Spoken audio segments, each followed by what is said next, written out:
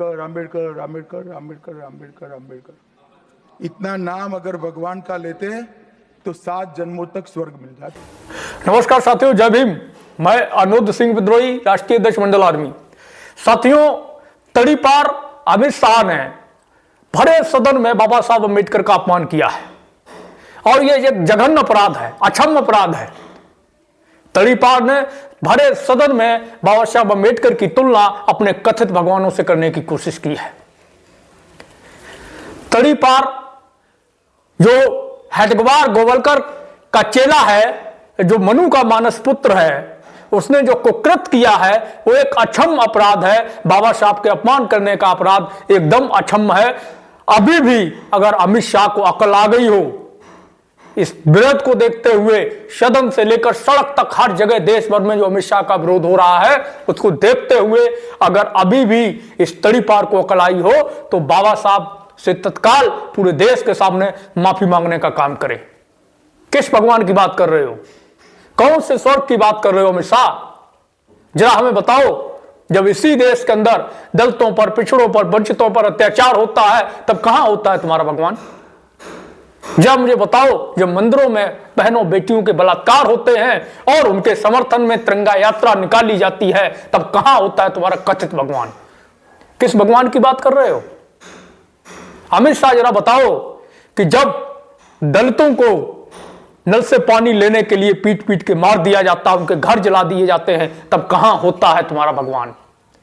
क्या अमित शाह तुम बता सकते हो, जब इस देश में एक बच्चे को मटका छूने पर पीट पीट के मार दिया जाता है राजस्थान के अंदर, तब कहां होता है तुम्हारा भगवान? क्या अमित शाह बता सकते हो कि तुम किस स्वर्ग की बात कर रहे हो? वही स्वर्ग जो वास्तव में है ही नहीं, जिसका भय दिखा करके, जिसका लोभ देख करके तुम्हारे लोग सदियों से वंचित तबके को मूर्ख बना करके ठगने का काम करते आए हैं। किस भगवान की बात कर रहे हो?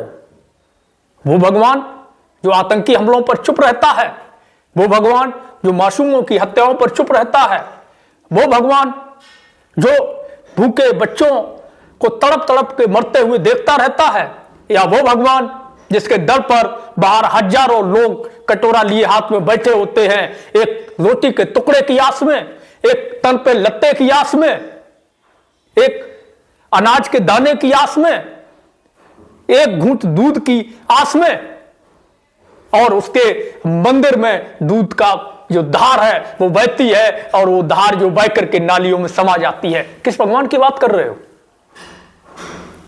किस विधान की बात कर रहे हो?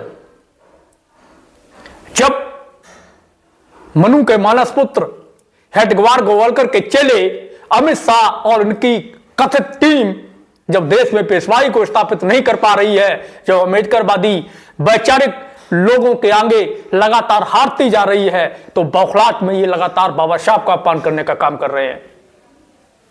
अमित शाह, मैं तुम्हें बताना चाहता हूं कि हमारे बाबा साहब ही भगवान है। होगा तुम्हारा भगवान, हम नहीं जानते कि तुम्हारा भगवान कौन है, लेकिन जो भी तुम्हारा भगवान रहा हो, उसने तुम्हारे लिए बहुत कुछ किया होगा और निश्चित तौर पे किया है।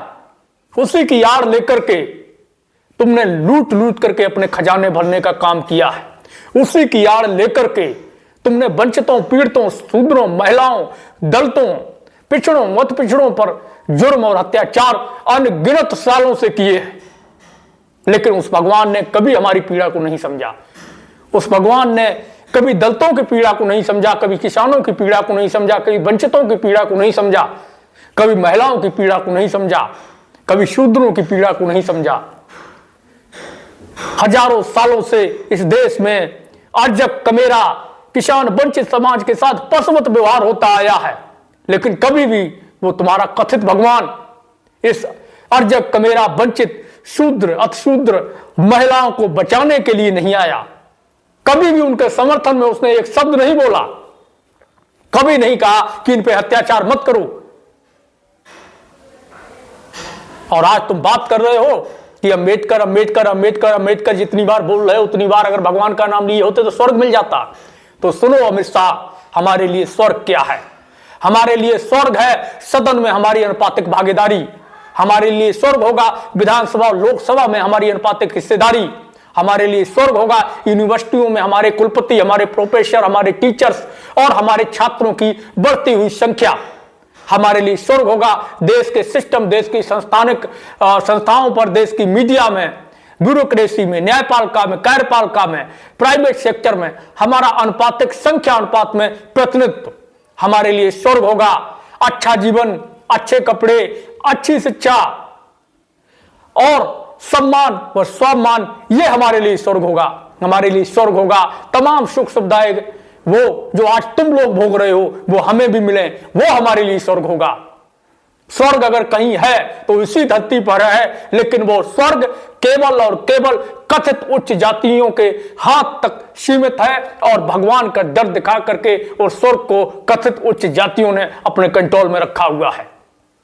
हमें फर्जी स्वर्ग का स्वप्न दिखा करके, ईश्वर का, भगवान का भय दिखा करके लगातार संसाधनों पर काबिज होकर के धरती पर स्वर्ग का सुख भोगने वाले आज कह रहे हैं कि अम्बेडकर अम्बेडकर अम्बेडकर अम्बेडकर क्यों चिल्ला रहे हो?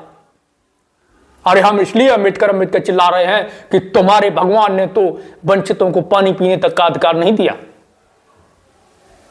पानी पीने के लिए भी सत्याग्रह करना पड़ा। पानी पीने के लिए भी बाबा साहब को चौदार तालाब आंदोलन करना पड़ा।